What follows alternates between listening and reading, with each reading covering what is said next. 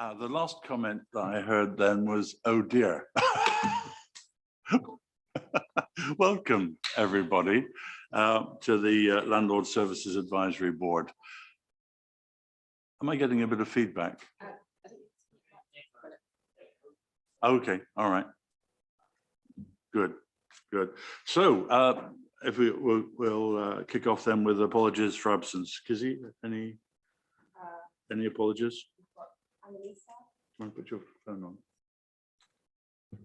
on? Officers' absences. Annalisa is not going to be able to attend. And Councillor Wicks is going to be joining via Zoom. And Danielle. And Danielle, yeah. Thank you. Agenda item number 2, then notes of the previous meeting. Any issues on those notes? And if not, are you happy to agree them? Excellent. Item 3, declarations of interest. Kizzy, do we have any? None so far, none to me. Thank you. And then on then to our financial outturn report, the housing revenue account and business plan, which is on page 3 of your agenda. This is to review the previous year budget and to identify any areas that you wish to comment on, to explore or examine further, and any feedback to Head of Housing Operations. So who is going to take us through this? Candice, okay. Okay, so some of you might not know me. My name's Candice Key. I'm the Senior Accountant for HRA and Capital at Waverley. So I'm just going to take you through a few points on the outturn report, and then it will be open to questions at the end of it. So I'm just going to draw your attention firstly to the overall underspend on the HRA account for 21-22, which was £319,000. This represents 3% of the movement against the total budget, the net service budget. And then, so what we've got contained within this report is a breakdown of the main areas that make up this variance. And this is mainly due to staff costs and recharges from the general fund, which also is staff costs. And there is some impact there from being slightly down on the rent budget there, which is down to a calculation error rather than non-collection of rents. If we carry on, so we've got within this report 65k of carry forwards on the HRA budget. And these are those activities that couldn't be completed within 21-22 and will instead be completed in 22-23. We also detail within this report the amount of debt remaining on the HRA. Moving on quickly to the core capital budget, which is in one of the annexes within this report. So core capital, we had an overall underspend of 0.9 million against a 5.8 million budget, and detailed within the report is the carry forwards against that, which total £360,000. The new delivery budget, the housing new delivery budget, we had a budget of 18.6 million there, that underspent by 9.7 million. And we had carry forwards of 2.9 million against that budget. Also detailed within this report is a number of pressures and risks against the business plan that are merging into 22-23. We have things like cost of living, inflation, and constraints on income with the housing rents. And these are all being reviewed as part of the strategic review that's currently ongoing. That's it really from me. It's just if you have any questions, please do let me know. Thanks very much, Candice. Councillor Rubini. Thanks, Sharon. There's the staff shortage I'm concerned about. I brought it up the meeting before last, I think. Have you done anything to actually recruit? Have we got anywhere? I know we started to advertise, and I know it's a general problem, but obviously the underspend, because we haven't got the staff recruited, is affecting our delivery, and we need to try our best to do. And I appreciate the problems we've got, but I just wondered if we've got any radical ideas on how to recruit staff for it. Hugh or Candice? Hugh? Thank you, Councillor. I mean, it is a problem across the council, particularly though within housing, particularly the technical roles to actually deliver the planned programme there. The council, the HR manager has got a strategy in terms of advertising the jobs more widely, promoting widely as a council, and we are working with her on that. So really that's where we are with trying to recruit. We are trying different methods of advertising, trying to make the process a lot simpler for people to apply. But it is a challenge, as I say, for the council and across the country. But it does impact, as you recognise, on us being able to deliver the services that are required. Thank you. Thanks, you. So if any members wants another job, you know where to apply it. Candice, if I can ask you one quick one, which is on 4.6 on the report, which says the variance in rent income is due to a miscalculation in the rental income due. Can you open up that one for us? And are we good for a loan in that case? Yeah, of course, no problem. So yeah, as I said, this isn't due to any under collection of rent or anything like that. It's the way that this was previously calculated. There was an error in there. So it's not a simple calculation, obviously, with the number of homes we have and the variance of things like voids, demolitions, right to buys. It just wasn't quite right in our calculations for last year. And it has been highlighted that when this year's rent budget was set, we have that problem again.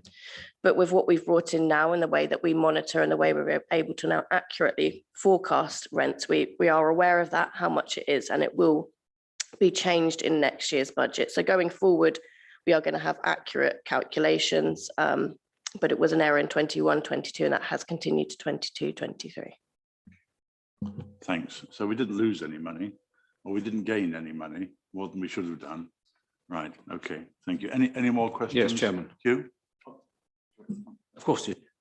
So which did remind me what Candice said. So one of the assumptions was the right to buys.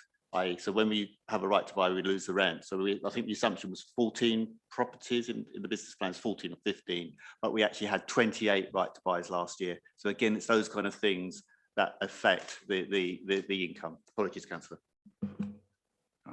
Councillor Mulliner. Yeah. Thank you, Chairman. Right, if we can start off, please, with Annex 1, the outturn. I was initially puzzled by the fact that the total variance was stated as 319,000 in 4.3. But if you look at the annex on page 7, you see that the net change is 383. And what I assume that is that this 65,000 carry forward is the difference. That's I mean, correct, could I yes. suggest, just for the sake of the rest of the board, that in future, either that is shown in the 4.3 section, so at least you have a complete tie-up. It's always confusing when numbers don't actually match when they apparently should. The next point, can you differentiate for me between the support service charges and the corporate and democratic costs? I do appreciate there are corporate overheads, but I don't understand the difference. And if you could possibly explain, that would be kind. Yes, sorry. I'm just refreshing my memory. So corporate and democratic, just purely corporate and democratic, and support service costs or any other recharges from the general fund. So that's the split. So we have to split out corporate and democratic, and the other recharges are anything else. So basically, corporate and democratic are people. Yes. The chief executive and the directors. A share of them is borne by the HRA. Correct. And support service charges, IT, and the rest. And it finance all the back office sorts Thank of. you. The next thing to look at is I chair the Resources Overview and Scrutiny Committee, and I'm familiar with the opening budget being what is approved by Council. And the approved budget, slightly strange terminology, is actually the adjusted budget, which is changed during the year as pressures appear. What I do find surprising in responsive maintenance is we started off with a budget of 5 million, and there was a variance of 1 million, which is 20%, and that's a very significant adjustment. Could you please give some background as to why that happened? No problem. I'm probably not going to be able to give exact figures here, but it would be made up of both carry forwards and environments, but I'd have to get back to you with the exact breakdown of that increase in budget. So, I mean, as I say, Candice, we can give the exact background, but the challenge of last year was this was an interim contract, and the number of orders were far more than we expected as well. And so we weren't certain on the cost because it was the new contract and an interim contract, and the volume of orders, which whether that was from the previous year when we did less orders, actually then influenced this increase in the budget that was required. So when did this increase in orders by basically jobs to be done, I take it, when did that manifest itself? So this movement, that we called it movement, that actually went to the council to actually request that extra money. So when did it happen? So you said it was more orders, so more that's correct. So that was probably around the September time that we identified that through the monitoring. So it was mid-year that we actually asked for additional money. Has that sort of variance occurred in the past? I'm afraid so. I mean, because that line is not only responsive to repairs, but the resurfacing of empty properties, void properties. And it is very hard to actually predict what the expenditure is in terms of those, because the volumes can go up and down. And all the years I've worked on this, it's really hard to actually have an accurate forecast of those volumes. Thank you. Right, if we move on to the capital, again, here, I think the thing I'd be grateful for some explanation on is that the approved budget, which presumably you don't show what the original budget was it very similar to the approved budget? I'm actually not sure. I'll have to come back on that one. And then the outturn is, again, substantially lower. Now, I appreciate that with capital, there's an awful lot of problem in actually doing work when you want to.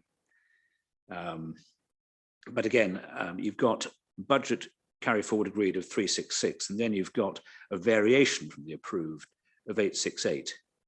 I mean, is that again a normal scale of variation in this particular capital expense? So there was a lot of movement within the year in terms of the budget.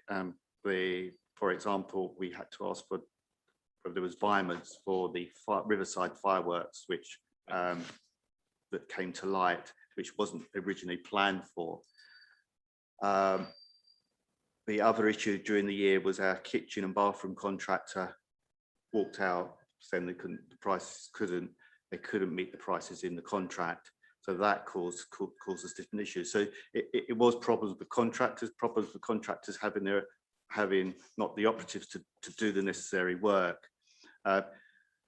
This was probably this underspend is probably in line with previous years, but again, we've had problems with when the COVID, we couldn't get into people's property to do the works. So this isn't out of line, to tell the truth, but it is something that we work hard to ensure we do spend the money that's been allocated.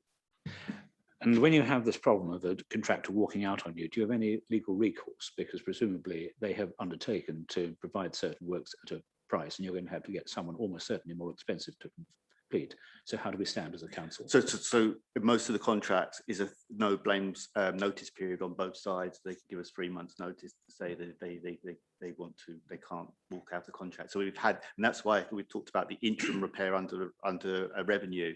That was what happened there, is that the main contractor, the permanent contractor, said it's not working for us and gave us 3 months notice. So therefore, as you can imagine, procuring that kind of contract is a challenge, and again, we have to pay a premium to get someone in that correctly. I mean, what actually happens in that 3-month notice period? Do they continue? I mean, as I say, all the experience where people have given us that notice, they have continued, but the kitchen and bathrooms contractor, to tell the truth, was not really performing before they gave us the notice. It was us doing the contract management that forced their hand to actually give their notice.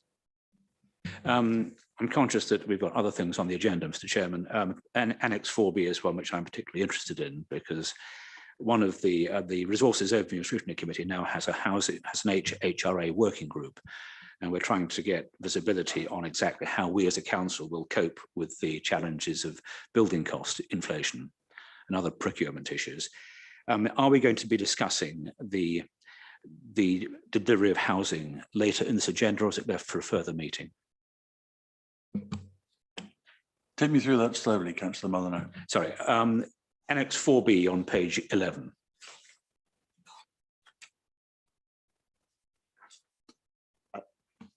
This is sorry, not on got the it, agenda any further along, so I think it's to be discussed here.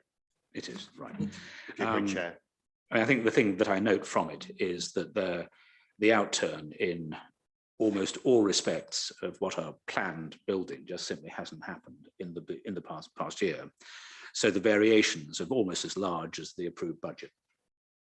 And so, I mean, literally the only one of any significance which appears to have been delivered is, of course, Oxford Ridge B. Is that a fair comment?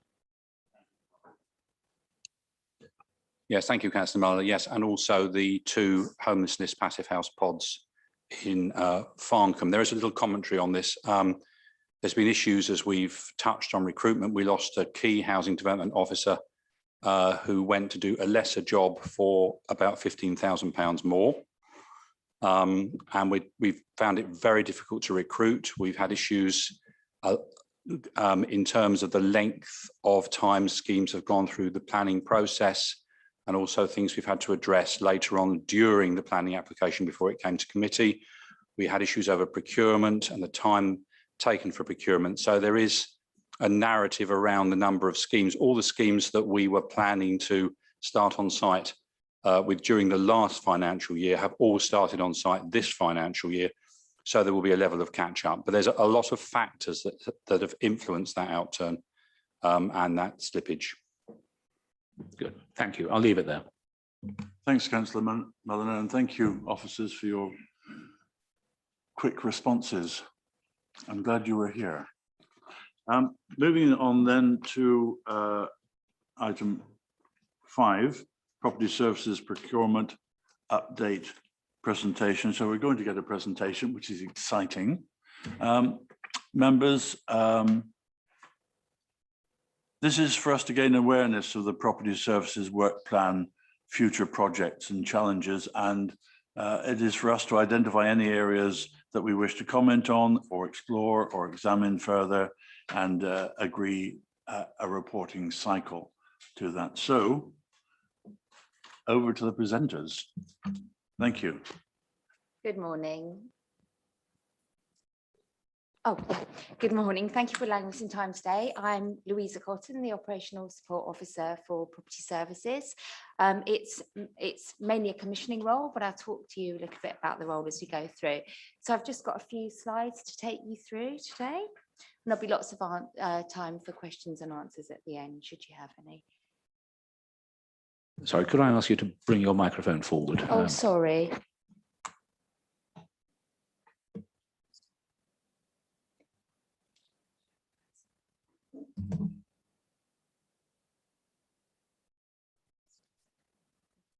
Thank you. For today, I'm going to take you through introduction to my role. Sorry, having technical problems. Introduction to the Operational Support Officer role and where that sits within property services.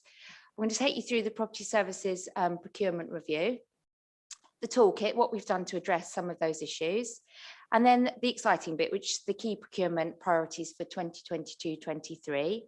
But I'm going to, we've spoken a little bit today about some of the factors out there in the market, some of the things that are affecting our ability to be effective procurers. So I'm going to take you through a little SWOT analysis we've done, and then talk about the future deliverables. So I'm the Operational Support Officer. It's a new role, and I joined the team within this role in the beginning of April. The main purpose of the role is working in close collaboration with the procurement officer to provide a dedicated support to the property services team. As we've spoken about, the contracts that are handled within property services are very varied. They range from responsive repairs through to maintenance contracts, planned works programs, external decorations, etc., etc. And there are various requirements in terms of leaseholder engagements that make our procurement approach quite varied. So the idea is that I'm going to help support the team so they can get on with the day job. So a part of the role as well is to become a contract management champion. Again, we've spoken about some of the issues with some of the contracts we've had. And we've taken the opportunity to enroll on a brilliant pioneering programme that's been offered by the Department of Levelling Up and Communities. It's called the Contract Management Pioneering Programme. And the idea is it's publicly funded, and the offers are out extended to all of the local authorities that they'll train up around 10 representatives from each local authority to become excellent contract managers. And the idea is you'll embed those practices throughout the rest of the council. Obviously, by being more effective contract managers, we can manage the risks, work in partnership with our suppliers, and of course, offer value for money and deliver the programmes. So I've completed with a colleague the foundation accreditation, and we're about to commence a practitioner. It should take around 6 months. But then from there, we hope to be the champions and roll that learning across the council.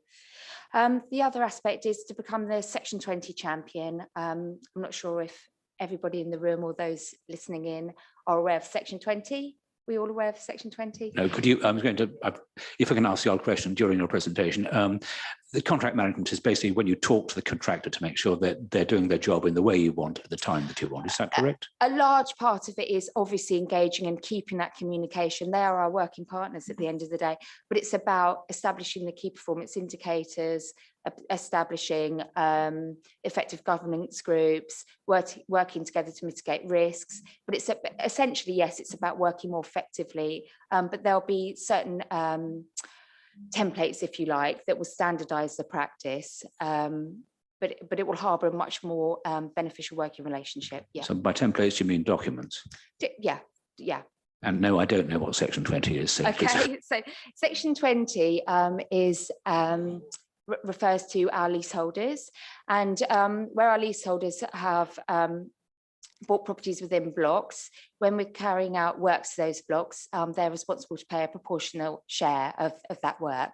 But without following the Section 20 process, we are unable to apply those charges. So I'm just going to read you out something that should just clarify it. So under Section 20 of the Landlord and Tenant Act 1985, which was amended by Section 151 of the Common Hold and Leasehold Reform Act 2002, we must, as the authority, consult with leaseholders about some of the works and services that you must pay for. So it's about a process. There's a formal process you have to go through to be able to do that.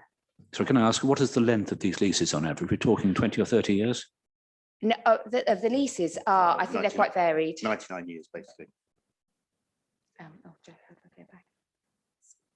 Sorry. Brilliant, yeah, that's it. They're Thank through you. the right to buy process.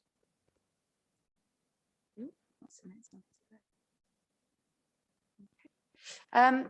And we are all you've probably heard about the procurement bill that's going through the various stages of Parliament at the moment. Since coming out of the EU, obviously lots of our laws are changing, and procurement is no different. So there are various discussions going through. It's going through the various stages of Parliament at the moment. And again, I aim to be the procurement bill champion. At the moment, it looks like it will mainly affect light touch, which is about the way we procure services for our social care areas, but there will obviously be other changes as well, which we'll need to be aware of as procurers. And another aspect to the role is to collaborate with the local local government authority procurement officer group, where we share best practice, our regular meetings, best practice, networking knowledge, etc. And finally, it's to create a central library of documents where we're going to store our current up-to-date specifications, contract, all current legislation, guides and templates, etc., for all to access.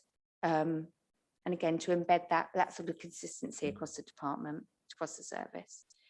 So the review, what have we done? Well, obviously, we've had a look at how we procure currently. So it's quite an in-depth review. And what we've done is identified some inconsistencies across the service areas. We've identified any training needs and gaps which we need to meet to support the team through the procurement process. and again, to establish a very systematic approach across the service. So the toolkit, what have we done? How are we addressing those issues? Well, we've come up with what we're calling the toolkit. We're providing all of those extra things that are needed to make us all effective procurers. So currently I'm working on a dashboard, which is a working contract management document, if you like, with critical time passing activities. By meeting certain milestones along the procurement process, it will ensure we procure in to timely schedules. So what will this mean? Well, this will obviously mean it allows us time to explore the best route to market, which again, of course, will offer value for money for procuring the best in the best vehicle, getting the best suppliers. That's value to money for our residents. We're making sure that we comply with the corporate procurement rules, and we project manage the procurement life cycle with a greater confidence and greater ownership. Again, this will allow us to identify and manage any associated risks. Just come in. It's just to give some context. Or did you want to ask a question first? Sorry. I just want, I mean, is the, if you go back, is the dashboard basically a form of Gantt chart? It is going to be like a Gantt chart, but it's actually it's on Excel. But I'm putting in the very critical Does it timelines that we go work to. through procurement to actual implementation as well? Yes, absolutely. It's every step. Yeah. Can I just give some context as well? Context. So we've got many contracts. I mean, I think we've got about 60, 70 going at any one time. And why we brought Louisa's role in is because what we're seeing is actually tracking all these contracts when they're coming to an end and that we have to re-procure again. And what we were finding, we were rushing around, right? Oh, those contracts come to an end, and not doing it with procurement in a proper process. So this has given us. So this has given us a structure to how we procure new contracts, and we're doing it in a planned way, in a considered way, which will end up with better contracts and better services. Well, once you said 60 to 70, that's far more than I would personally have guessed. Than you do. We've got a need to have. question from Councillor Rabini, Louisa. Okay, just a quick couple. Obviously you're new in. When do you expect to see some sort of improvement or whatever to bring back here, so we can see that what you're doing is actually having an effect on what you're on these contracts, etc.? Oh, a good question. We've obviously started work already on establishing those consistencies. What we've done is we've brought in some external training to help us to be more confident with the Section 20 process, to make sure we're compliant with Section 20. That obviously represents revenue we can get back, and that's being adhered to now. That we worked on that over the last couple of months. We are working more effectively with the contracts that we're mobilising at the moment, because we're all aware of what's happened over the past. We're all aware of our lessons learned. So I would like to think we will start to see that as we're starting with some of the mobilised contracts going forward now. The responsive repairs contract, for example, has started off very well. We have regular meetings there.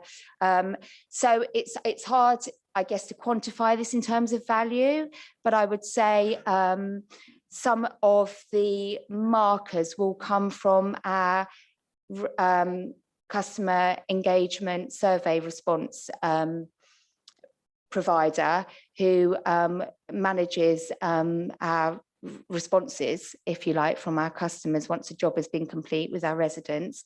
So we'll see those satisfaction levels hopefully increasing. Thank you. That sounds very positive. The second part of it was that when you look at these contracts, obviously we're in the middle of this climate emergency. Are we now building that all in? Do you oversee that sort of thing, or does that come from somewhere else? Oh, yes. Again, brilliant question. I think we're all looking to those answers. How are we going to meet these decarbonisation targets? And that is something that we're focusing on. I'm going to talk to you just in the end of the presentation about the stock condition survey, which is the next big project we're working on. And once we have got a really good understanding of our assets, what our housing looks like, that will help us to support the commitments within the asset management strategy, which I'm sure most of you are very aware of. They aim to meet our decarbonisation targets. So we are already considering the replacements for gas boilers, a strategy there, for example. But I think once we've got those facts, it's difficult to say we're going down this route or that route or the other. We need to have facts, but that's absolutely the most key agenda. Thanks very much. That gives me a lot more confidence about going ahead. Thank you. Okay, brilliant. So what are we working on? What's actually happening? What does this look like to our residents at the moment? Well, I'm really pleased to say that we're mobilising contracts at the moment, and planned works team have been working extremely hard. There's a new kitchen and bathroom contractor that we have procured, and we have got installations to the value that's just for this year of 600k, which is 50 kitchens and 50 bathrooms, and they're due on site from September. Window replacements worth 450k, 100 window installations, which will commence next month. Then roof replacements, which represents 400k, which is 25 roofs, and that commences now. They're on site now. We've also procured some ad hoc service and maintenance needs providers, and we're currently working on the cesspit and wastewater servicing contract. And I think in terms of, it comes back to an earlier point that was picked up in terms of our internal resourcing. We have procured some select lists across the service for our compliance areas and our structural areas, our planned work structural areas, where we have a select list of specialist consultants that we can call in to provide that support to us as and where's needed, and that will mitigate some of the resourcing issues we have internally in terms of their knowledge and experience and skill base. And we've also worked with the Easy Move team to have a set of accredited suppliers on board who will help support with those Easy Move operations. Councillor King. Thank you, Chairman. Looking at the window replacements and kitchens, bathrooms, do you sort of decide which ones are more needed than others? I mean, you know, there are situations where people have been waiting quite a while, so you do a selective. Yeah, absolutely. That's our asset management team. They look at the data based on rolling time replacement schedules, and they will come up with those lists. They work very closely with planned works teams. There might be the odd instances where a property, for example, is coming up for a void, but they're very thought through, these lists, in terms of which properties receive what and when. Yeah, I mean, yeah, just confirm, yeah, it's based on the data and what is the priority, and then the programs then have to be manipulated to ensure that the program is efficiently run, but basically it is based on the data that we have. Chairman, can I ask a quick question? I understand the pricing on the kitchens and bathrooms, they're around at 6,000 each. Seems quite high, and the roofs are 16,000, but the windows come out at 4,500 each. You're really talking about one window? No, sorry to not be clear. No, this is the overall contract at the moment. That's what they're worth. That's what these works are worth. So the roofs aren't 400k each. They are whatever is. No, I didn't say that. Sorry. No, I can do the maths. I'm saying if you divide 450,000 by 100 windows, you're getting 4,500 per window. And I can't believe that. No, that's per property. So we're going to do 100 properties, which may have up to eight windows and a door. I mean, make these things clear, because yeah. Thank you. Could I come back to a point, Councillor Rabini, and saying what the outcome and of Louise's work and all of our work is, that we do spend the budgets. I think that is the key measure of that what we need to achieve. If we've asked for a budget, we need to make sure we spend it. Thank you. Okay, but I mean, it all sounds great on paper, but we know that the market's difficult at times. So I thought if we just put some context around that in terms of the SWOT analysis, well, what are the strengths? What have we got going for us? Well, I have to say I'm immensely proud to work with Louisa, property do you want to services. just Sorry. explain what SWOT is? Oh, Strengths, SWOT is a weaknesses. SWOT analysis is a tool that's quite widely used in business and throughout the workplace, which basically stands for strengths, weaknesses, opportunities, and threats. So our strengths, well, it's a very committed and experienced team within property services. I can't tell you how hard they work. And I'm, as I say, immensely proud to work amongst them. And again, the strengths of my role, the fact that I'm there as a dedicated support to the rest of the team. Weaknesses, we've touched on this earlier, internal resourcing pressures on the technical team. They are stretched extremely thin at the moment, again, which is why we need to make our practices and our processes as easy and consistent and streamlined as possible. Opportunities. Well, we've got fabulous working relationships with our consultants, and we have some excellent market frameworks out there that we can procure via. And just to explain what a framework is, it's almost an off-the-shelf package you buy. For example, if you're going to look for the gas servicing contract, there's already an off-the-shelf product that you could buy where select providers are already on there, and they've done a lot of the vetting and the accreditation already. So it's working with those frameworks, identifying the best fit, and again, just considering these different routes to market. And it's potential future value for money savings, which will be delivered through our collaborative procurement with Guildford Borough Council. I'm pleased to say we've already started to make links there and looking at any opportunity. And that value for money will obviously come through economies of scale savings. Sorry, could you go back one, please? When you refer to consultants, I mean, who are these and what are they providing us with in terms of information or advice? These are specialist consultants. So the compliance team, we have just gone through that process and we've selected, I think there's 4 specialist consultants, which will help advise in particular areas of expertise, for example, asbestos. If we've got a property that's particularly difficult to gain all of the asbestos knowledge in terms of how we address that, we might ask for consultant support to come in and provide a survey, for example, or remedial advice. So they are obviously accredited.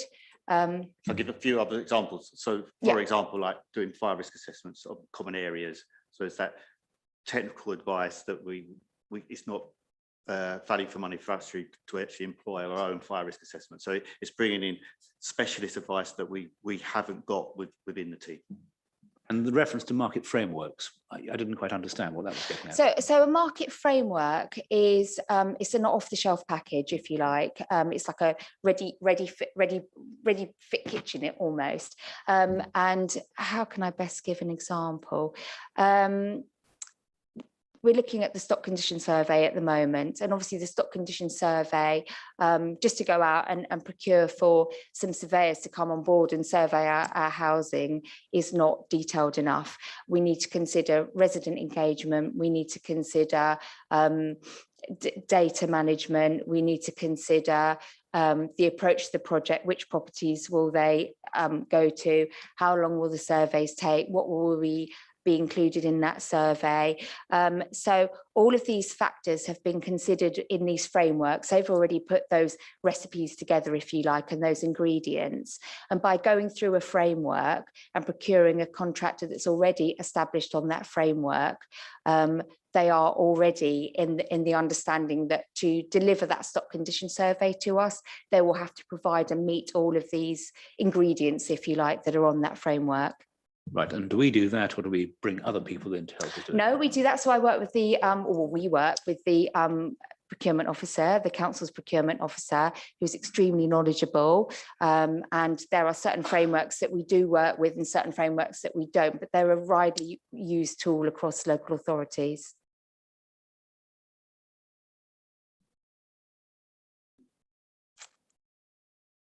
Okay. So threats. Well, we're all probably overly aware of the cost of living crisis, and it will be no surprise to hear that rising costs also are affecting our materials, our supply chain and our labour out there. And as a result, there is supplier reluctance to engage with new contracts, particularly under market uncertainty.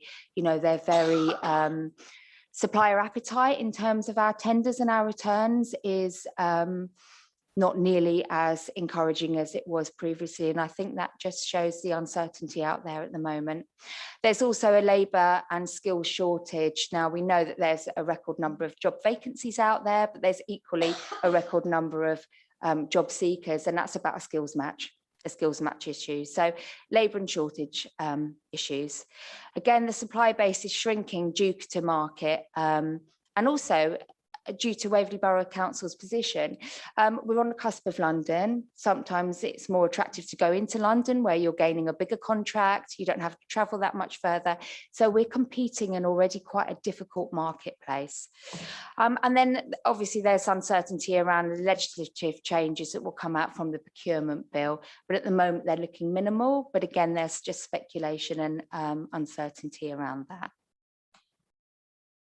Okay, so the future deliverables. Well, I've spoken briefly about the stock condition survey. That is the key one we're working on. And that, of course, once we've procured that, will support our onward delivery of the asset management strategy and set us on our course to meet the decarbonisation commitments. And again, the collaboration with Guildford Borough Council, we are engaging with them at every opportunity to see whether a collaboration is appropriate for the various contracts. And I come back to the earlier point, I think it's those collaborations that will make the big difference in terms of procuring and delivering services effectively and offering fantastic value for money. So thank you. I hope I haven't bored you. Is there any other questions? Yeah, Chairman, thank you. So that's the thing I saw there, I was fearing. So basically the stock condition survey has been moved forward, delayed by a full year, because it was originally planned for 22-23, was it not? That's correct, Councillor. When we've looked at the project, it's much more complicated than initially thought. So it will not be completed this year. Right, Louise, it is Louise, isn't it? Yeah. Yeah, Louise, thank you very much for that. If there are any other questions or something comes up at 3 o'clock in the morning and you have a real urgency to ask it, don't do it at that time. Leave it till 7:30 or so and pop it into an email. And I'm sure we'll get a good answer. Thank you, Louisa, for that. So, Chair, can I just sum up? So I think we thought it was important to bring it to this board and for the tenants to hear, because all this process ends up with you getting the services. And if we don't get this right, I think that's why it was important just to explain the processes that we have to go through to actually make sure you get the contractors, because 90% of the time, if not more, you're meeting the contractors rather than anyone that actually is directly employed by Waverley. So I think this is why this whole area of work is important, and that's why we thought we need to bring it to you to explain what we do to try and get it right. Thank you, Chair. Thanks, Hugh. Okay, so moving on then to item 6. My goodness, we're on a roll today. Okay, thanks, Kizzy.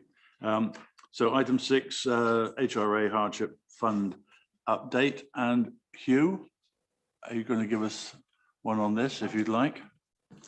Yes, so this has been, this has really given a framework for the hardship fund that was identified in the budget that members asked for, which is £30,000, and really the guidance for who would be entitled to it. And I think the key thing is that this is the last resort fund, that other support options need to be considered first before we look to use this funding.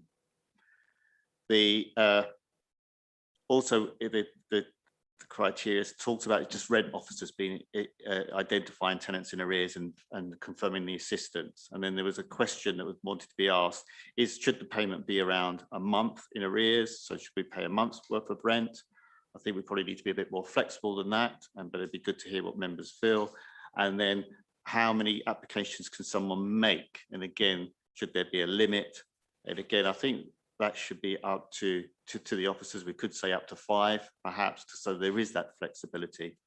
But I understand the Vice Chair has got some comments, and perhaps we can have a better discussion after the Vice Chair has given his comments, and whether this document needs any further amendments. I think it is quite restricted, and is this what the board thought that it should be, this money should be used for?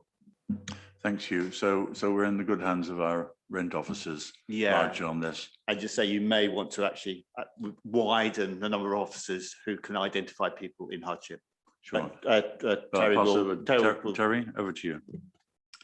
Thank you. The first thing is that Danielle, one of our tenant panel members on this board, that's unable to be here today, has sent in some comments. And it's a bit of a life story from her, really, that she's put through. But the first issue she's raised about the hardship, the fund, is that that it is a guide. It is down as a critical as a guide, and not a definitely set in rules. And her fear is that this provides the opportunity for a huge imbalance in when and if money is awarded. Different rent officers will apply a guidance in different ways, and also there is much scope for unconscious bias towards individuals applying for that money.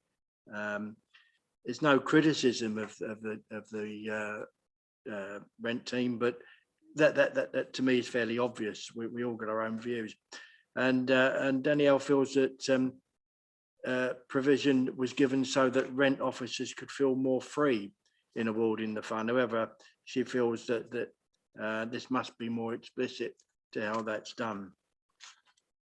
Generally, she says that the will officers actually know who is actually in need of help. She then gives a little bit of a life story, which I won't read all of it, but when she was a young professional teacher, working, she got into difficulties, unable to pay her rent costs and the long drive to work, council tax, household bills, everything that we all get on a daily basis. And she got herself into some credit issues, and eventually she was homeless, became homeless still as a teacher, and was living in a converted van, and the issues that brought on her life. But she also says that she's aware that council housing and things may not be so bleak due to the less costs, but in her circumstances, she wasn't receiving any benefits. She wasn't receiving or claiming any benefits.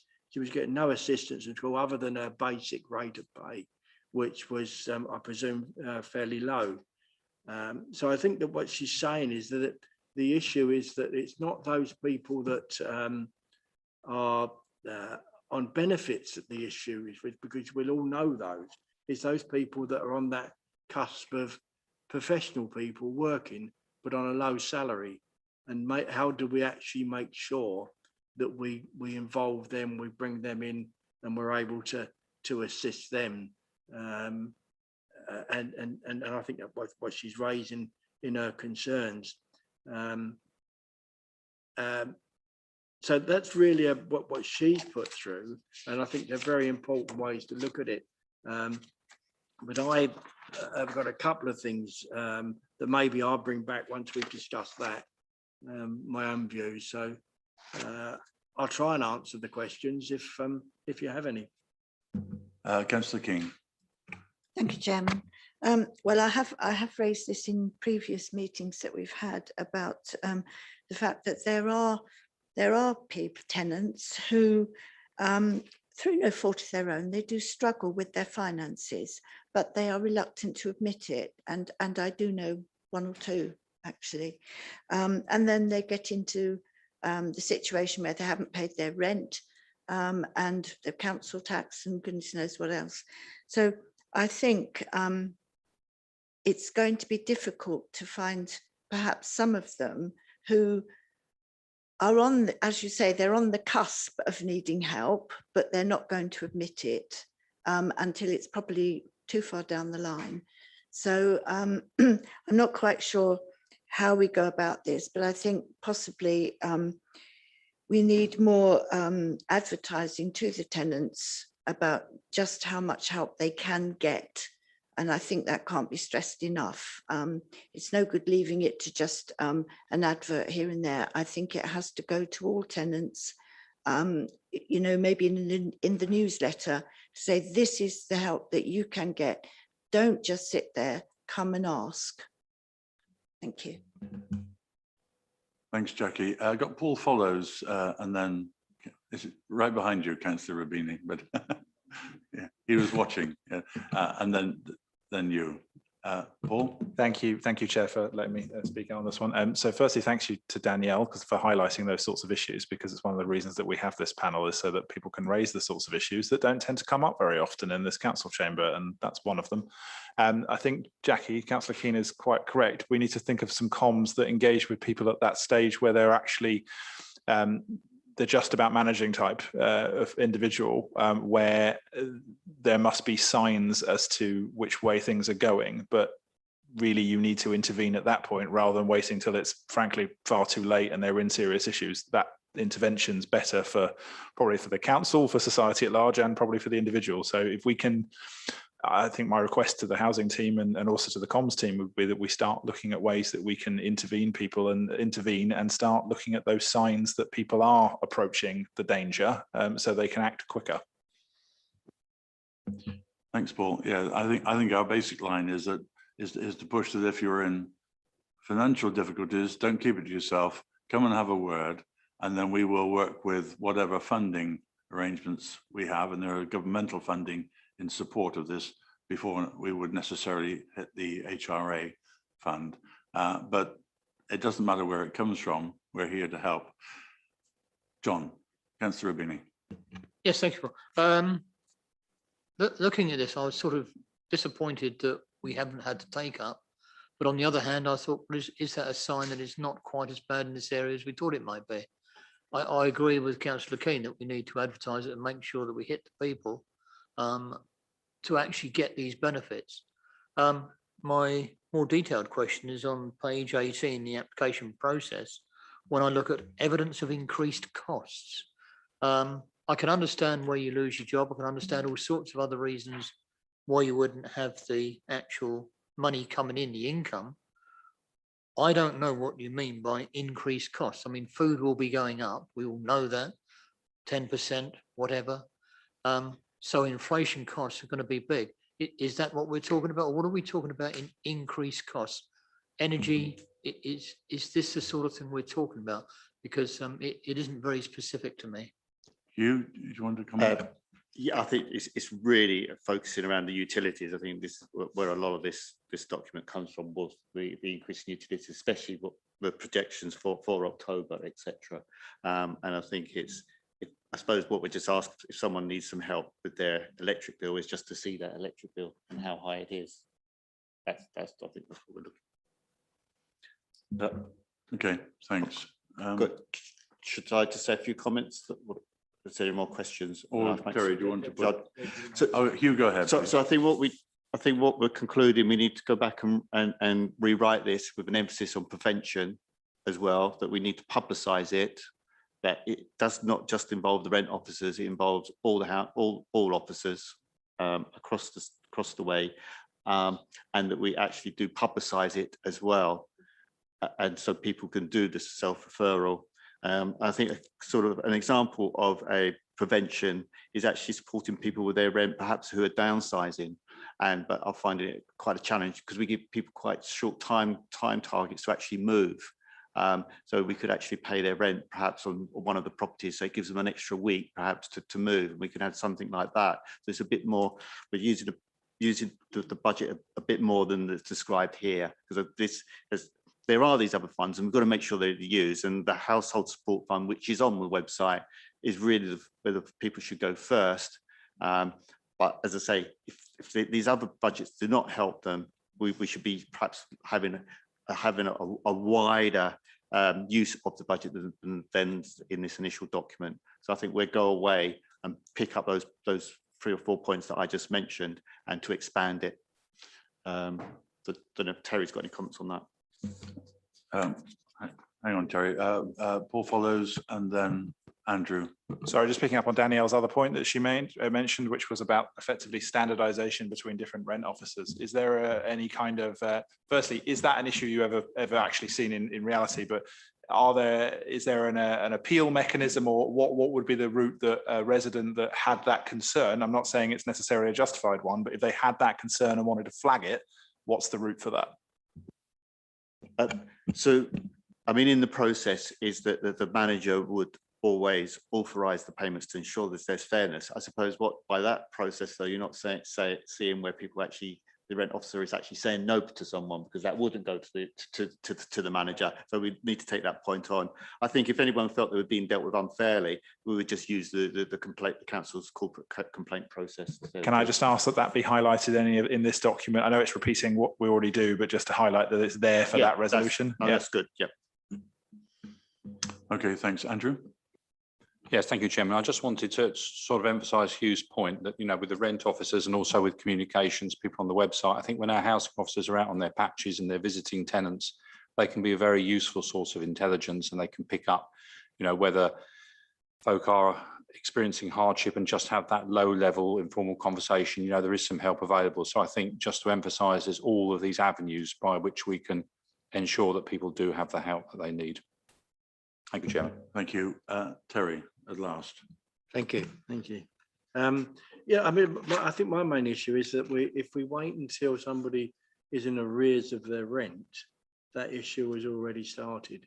And we've got to find some system that will identify those people long before that happens. And, so that we can get to the situation where they're not short of their rent, but they're not short of their food or whatever else there is.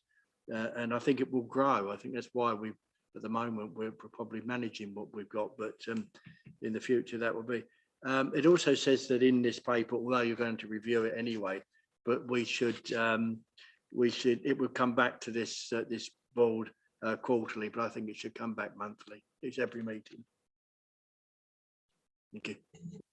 I've got Paul follows and then Jackie and.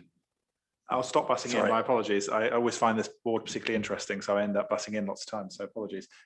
Really, we're looking at a sort of classic risk management approach. I mean, if somebody is in the issue that they've got to, then that risk that we've identified is impacted. Whereas what we're really talking about here is mitigations to avoid that risk impacting in the first place. And I assume, Hugh, that this document will be effectively reoriented to mitigation and prevention rather than dealing with an impacted risk.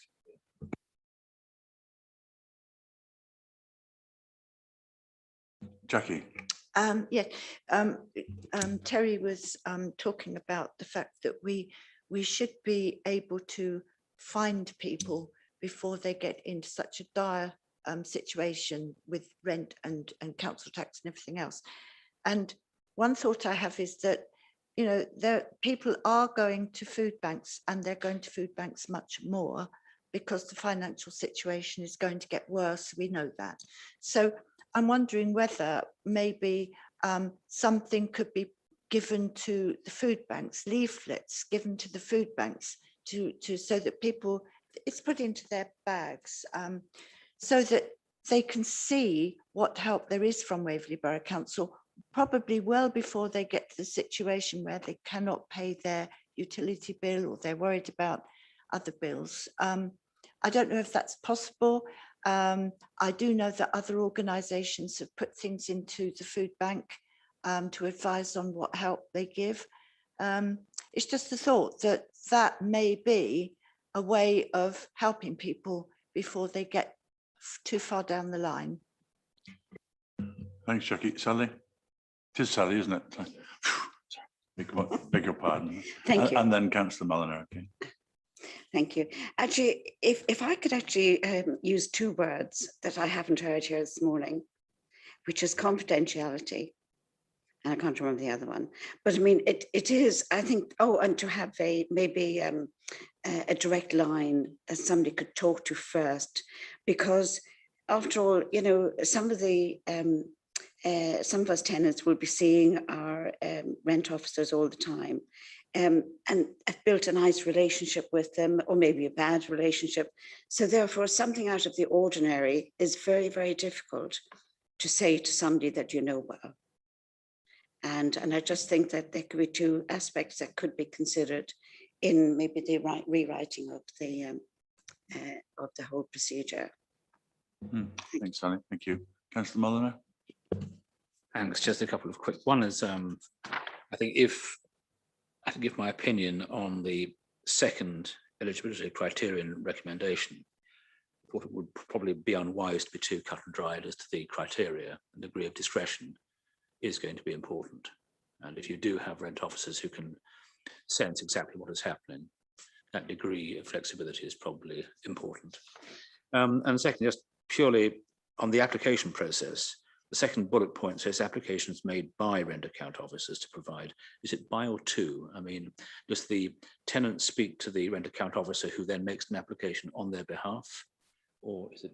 Yeah, and I think that's the highlight of the fault in the document, is that it was by the rent officer. So the rent account officer is managing the whole process. And I think what we're saying now is that other officers can actually make applications on behalf of others. So I think it was just too tight, this document. Just But you've confirmed that the word by is deliberate. Yeah, it was, and I think I think the feedback is we've got to change that.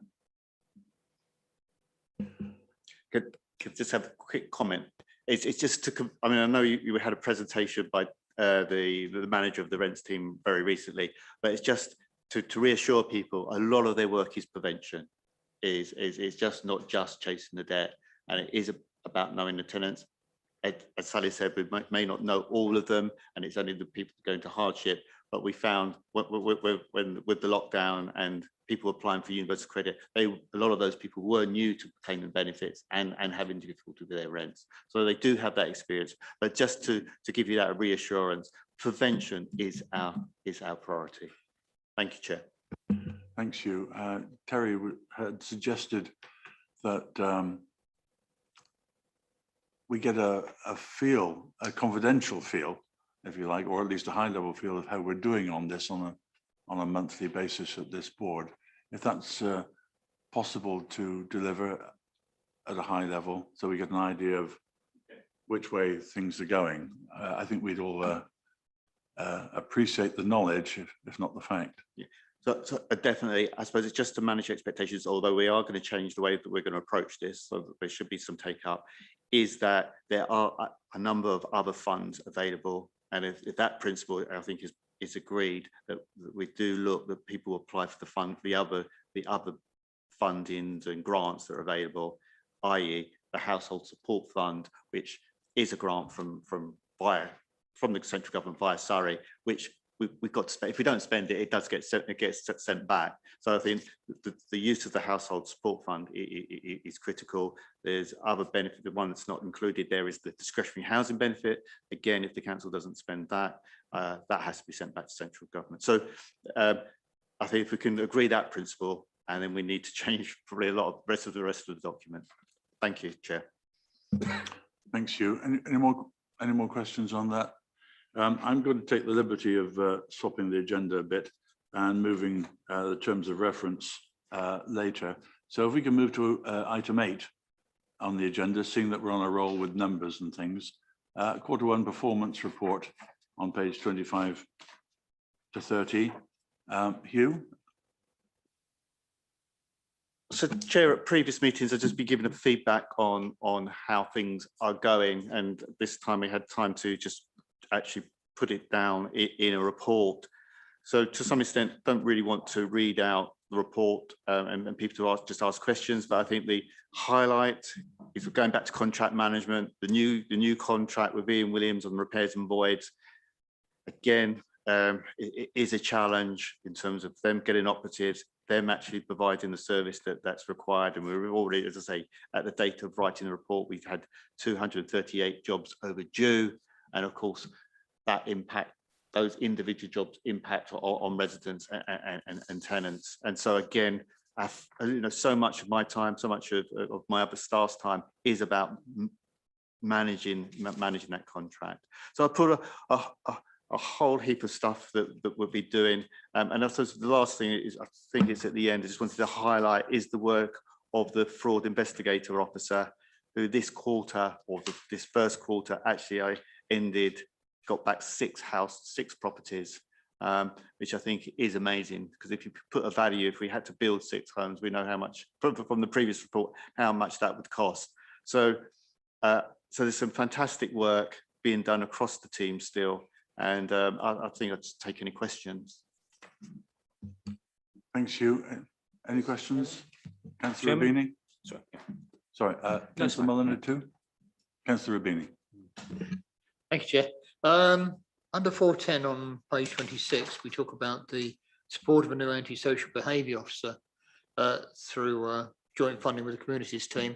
It's probably early days, but is that working? I mean, I'm not quite sure. Can you expand on that a little? Because obviously I'm very keen on that, because it's something that come to us.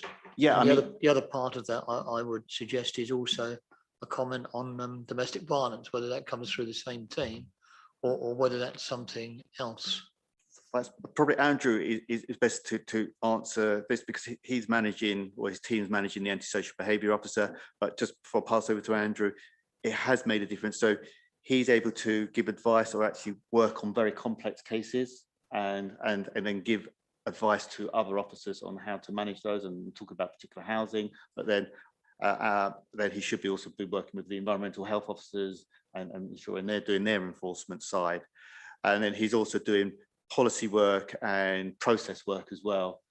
And so he's split between the 2 roles. But Andrew can probably talk a little bit more about the role, and he can mention domestic violence as well. I can do, but Hugh's basically said what I was going to say. So really what Paul Stevens is doing, he's been imposed. He was a temporary employee with us for a while, so we knew what we were buying before we employed him. He was a policeman for a number of years and also worked for a large housing association as an antisocial behaviour officer. So we're getting a lot of experience in Paul. He's helping the housing officers with early intervention, with case building, and those more complex cases, as Hugh said, he will build those cases working closely with police colleagues, youth intervention service and others. So he's a key member at the Safer Waverley Partnership subgroups, the Joint Action Group and the Community Harm and Risk Management meeting. So we are seeing considerably more work. One of the things that did occur is that we were getting a number of community triggers where residents were applying to the Safer Waverley Partnership to review what had been done in terms of antisocial behaviour, neighbour disputes that were impacting them, and they feel that things haven't been resolved. So Paul's been working very closely to help us manage those, and we haven't seen one for a while. So we're hoping there's a bit of flow through now for Paul's work, particularly with the housing officers. But as Hugh said, it's a corporate role. So Paul has just finished drafting a corporate ASB policy for the council, and that'll go through the committee process in due course. And again, as Hugh said, working with the environmental health team and also planning enforcement team as well. So bringing that expertise to bear across the whole council and its services. Domestic abuse, that tends to go to the domestic abuse outreach service. We work very closely with them. They're based within Waverley CAB, and Paul and the communities team linking closely with those specialists when we find the domestic abuse cases coming up. Thank you, Chairman. Thank you. Thanks, Andrew. Any more questions? So I'm going to ask you about paragraph 4.2. I'm just sort of certainly boggling my mind with the numbers. If it's 800 a month, 20 working days, perhaps they work Saturdays, that's 40 a day. I mean, how many people, what sort of jobs are these? And how can you get 40 a day done? Are they putting a huge army of people on the job or what? So the jobs can have a relatively large range. So it could be a dripping tap to the shower not being working. And so there's that, and that's the challenge I think they have as contractors, is managing especially the larger jobs in terms of where they may need 2 operatives, may need different material. And so that's the challenge. So if they do look at a target, the operatives do around 7 or 8 jobs each per day. But of course, that's okay with the smaller jobs, that they get access to people. So they do have that kind of average of around 6-7 jobs per operative. And again, they've had the challenge of they have got an establishment of 18 operatives, but they've had problems with sickness and COVID and etc. and those kind of things. So yes, they do need to do quite a high number of jobs. And of course, the challenge again with Waverley is the travelling.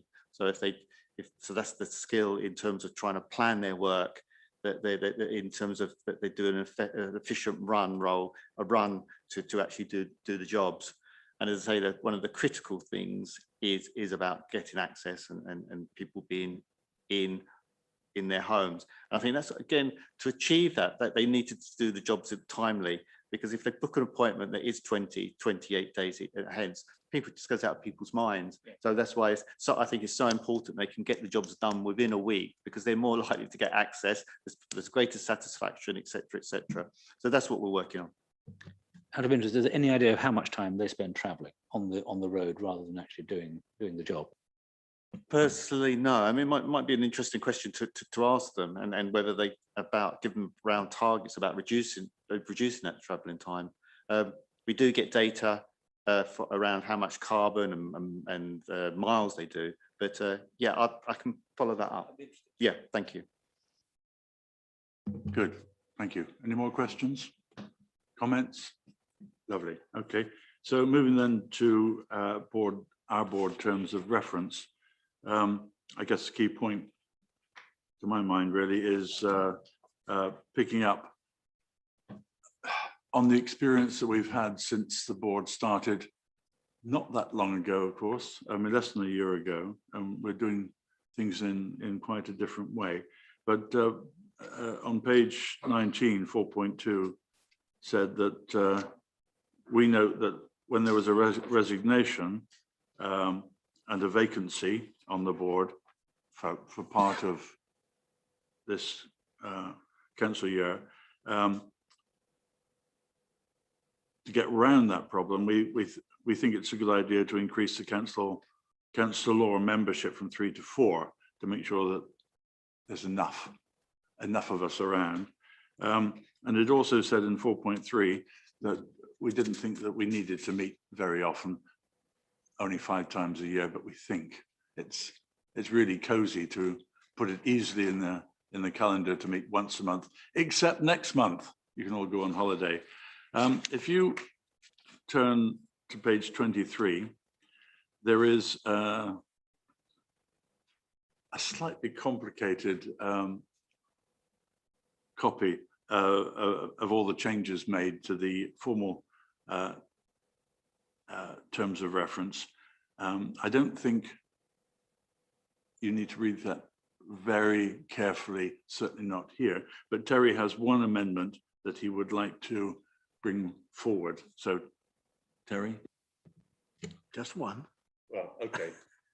Yes, it was really that it terms the tenant panel members or the tenants members as co-opted, which I think we now agree that's not an issue. And the second one for me really is that the vice chair will be elected from the tenant panel members. Clarification of who actually elects that. Is that the panel, or sorry, the tenant members, or is it the whole board? Paul follows and then Councillor Keane. My understanding was that the tenants panel would elect their chair, who would be the rotating chair and vice chair with whoever the councillors nominated, so that it wasn't skewed by the councillors, was my interpretation, frankly. And my other question, possibly for Democratic Services to answer later, is just to confirm that the executive reserves the right to fill any vacancies with members that we choose to appoint, as opposed to having to follow proportionality rules and all the rest of it, it being an executive working group. The second part, I won't make any comment, but the first part really, I don't think it should be the tenant panel, it's tenants, because we may have leaseholder tenant, so as tenants select. Okay, thanks, Terry. Well, I think we'll leave the second point up to, yeah, yes. Jackie? Yes, I do agree that it is better for the tenants panel and the leaseholders to actually nominate somebody that they would like to represent them. I think that's only right. Thanks, Jackie. The other question is how often? No, how often should they re-elect Terry? No pressure. But that's Paul, do you have a feel for whether that should be done annually or? I kind of do have a view that it should be annually, and that's only just to align with how we elect all committee chairs and vice chairs in all other council committees, just because it just would make sense, I would have thought. Yeah, I think that probably just needs a clarity in that. But sorry, Chair, can I just also ask, are tenants panel members reimbursed or given any kind of expenses for attending these? I wouldn't want to increase meetings without being sure that people who needed that reimbursement would get it. Yes, the elected members will be, but the guests that attend is different. Okay, thank you. So number 9, as we're approaching double figures, a verbal update on garden waste options. Back in May, Terry presented a paper pointing out that Waverley's charge for green waste collection was second highest in Surrey, and recommended, and this board agreed to that recommendation, that the exec should instigate a service review on this. I mean, specifically on a merger of garden waste collection with Guildford Borough Council or other authority, really specifically with the approach on, can we make it cheaper so that we encourage the take up of the service and that we don't lose any money in that process and hopefully gain some more. I've had some updates, which is on this printed note, which as always kind of constrains and contains us a bit. So I mean, this review has not yet started, and I would hope that it will start in the from September. But the key points are in red on this, and this is primarily from Steve Williams, who heads up that process, and with a few officers contributing. Steve says, so far as any immediate reduction is concerned, he thinks it would be relatively easy to discount the cost of purchasing a bin for council tenants, although not the actual subscription of the service, providing that this could be operated by a rebate system involving housing revenue.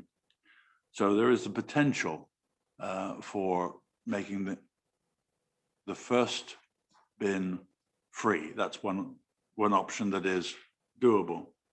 There is a possibility of setting up some concept of shared garden waste bins. I think that's more of a challenge, but that's a possibility, and that might have impacts on, on a group of houses or group of tenants who individually wouldn't warrant the use of a single bin. The potential for us to recontract our existing waste service with BIFA isn't going to happen until 2027. So any possibility of merging or changing that contract isn't a starter until then. So we have to think about ways in which we can operate it ourselves.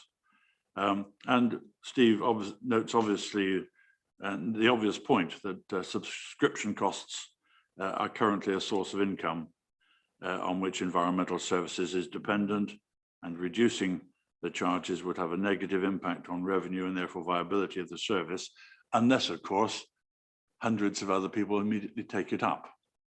So the challenge is to see, are there ways in which we can make this service more attractive And are there ways in which we can manipulate the way that people have to pay, possibly on a standing order, on a monthly direct debit, rather than paying it once a year?